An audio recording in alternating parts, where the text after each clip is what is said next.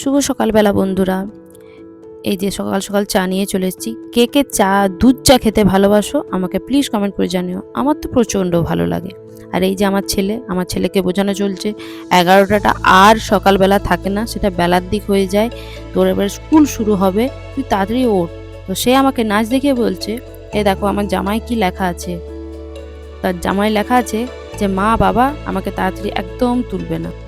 তারপরে তার সাথে একটু ইয়ার্কি ফাজলামো করে সময় কাটিয়ে নিচ্ছি, কারণ বাচ্চাকে একটু সময় দিতে হয় আমাকে। তারপর আজ সারাদিন আর ভিডিও করার সময় থাকছে না আমার। আমি তারপর বিকেলবেলায় একদম একটা হেলথ ড্রিঙ্কস নিয়ে চলে আসছি। এটা কি বলো তো বন্ধুরা? এটা কোনো আমের শরবত নয়, এটা হলো বেলের শরবত, যেটা খেলে আমাদের পেট ভালো থাকে।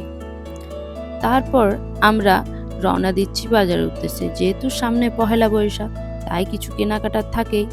আমরা কেনাকাটা করার পর দেখছেন বন্ধুরা কতটা ভিড়।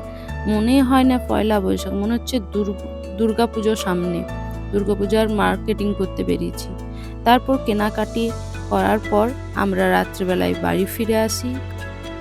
আমরা এইসব জিনিস কিনে নিয়েছি। যদি আমার জিনিসগুলি দেখতে চাও প্লিজ কমেন্ট করে জানিও।